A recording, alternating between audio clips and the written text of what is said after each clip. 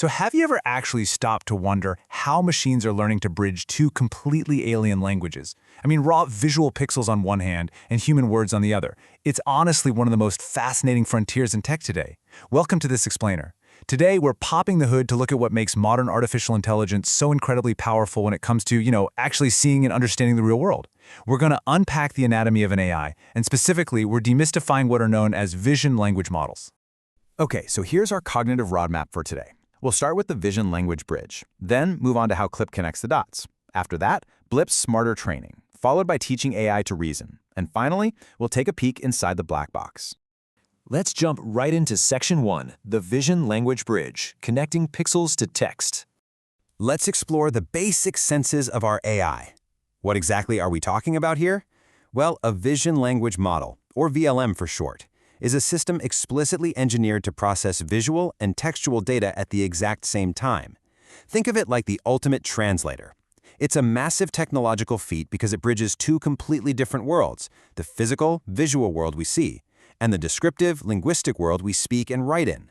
It's what allows a computer to look at a photograph and successfully generate a perfectly coherent, contextually accurate paragraph describing that exact scene.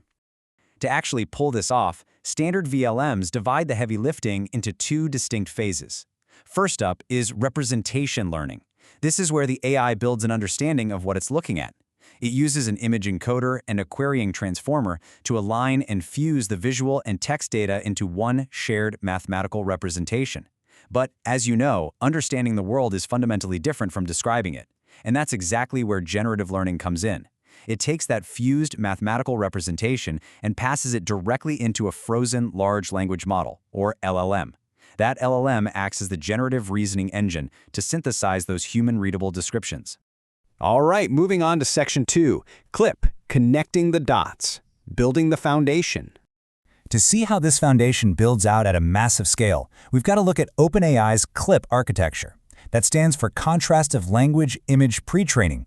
Get this, they collected a staggering 400 million image and text pairs from the web. 400 million! But how does it actually learn from all that data?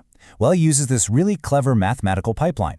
It passes images and text through the respective encoders and then multiplies the resulting features into this giant n-by-n similarity matrix.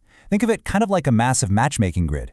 The system's entire goal here is to maximize the positive matches right along the diagonal, like perfectly aligning a picture of a dog with the phrase Aussie pup, while aggressively pushing away all the wrong guesses. This is what we call contrastive pre-training.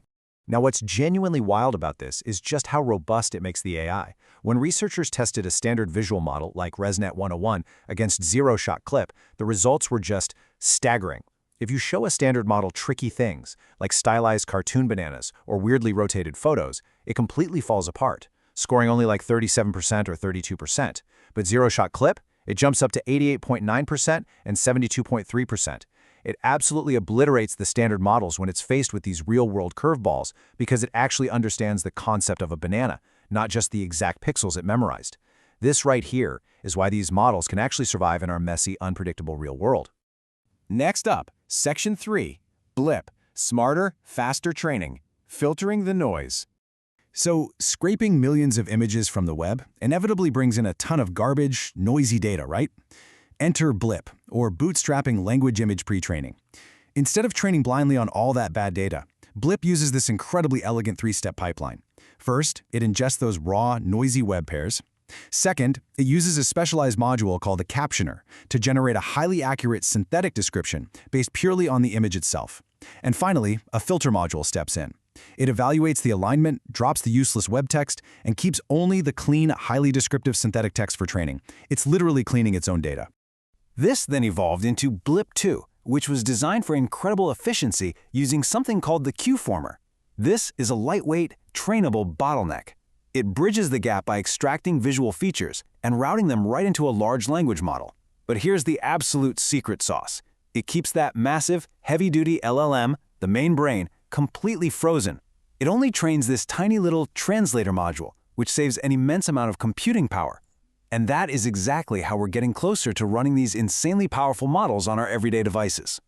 All right, Section 4, teaching AI to reason, the logic layer. Okay, so now that the AI can reliably see, How do we teach it to logically reason through a complex problem instead of just randomly guessing? Imagine handing an AI a visual puzzle like this. We show it some oranges and ask, which nutrients are mainly provided by the foods in the image? We give it 3 choices: A, vitamins, B, protein, C, fats.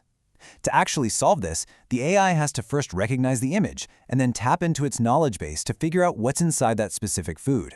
And this brilliantly illustrates the difference between standard methods and a really cool new framework called Duty Distinct Chain of Thought, or DDCOT. With standard prompting, the AI just gets totally overwhelmed by doing multiple things at once. It hallucinates wildly, generating completely fake scientific terms, like it literally made up the word fetral, and then it confidently guesses B, protein. Complete fail. But DDCOT changes the game by acting like a smart manager. It splits the duties up. It delegates the vision task to a specific vision model, which simply identifies oranges. Then it hands that info over to the language model, which remembers that oranges have vitamin C. By keeping these duties separate, the model logically and correctly picks answer A. Finally, Section 5. Inside the black box. Peering into the AI mind. Let's dive into the final frontier for today's explainer, opening up that notorious black box to understand exactly why the AI makes the decisions it does. To do this, researchers use a tool called DVIL, which stands for Decoding Vision Features into Language. With DVIL, we can literally read the AI's mind layer by layer as it processes an image, say, of a girl eating pizza. At layer 21, the pattern level, it's just seeing basic geometric shapes. It recognizes a smile. Deeper in, at layer 39, the object level, it grabs broader concepts, recognizing a girl and food. And then finally, at layer 49, the scene level, it unifies the entire context, activating for the highly specific scene of pizza on a wooden table. We are actually watching its comprehension build in real time. But if we want to make AI totally accountable, we use label-free concept bottleneck models, or CBMs. Basically, this framework forces the AI to predict human understandable concepts before it classifies anything. Think of it like a strict math teacher forcing a student to show their work. The AI can't just shout out an answer. It has to prove why it thinks that answer is correct by recognizing specific, readable traits first. Check out how this model identifies a red-headed woodpecker. The numbers you see represent the positive weight the AI is giving to each concept. It's essentially saying, okay, I see a red head, I see a red cap on the head, I see a red crest. It's weighing the exact concepts it detects. And why is this so groundbreaking? Because if the AI makes a mistake, we aren't left in the dark anymore. We have a highly transparent, totally debuggable system.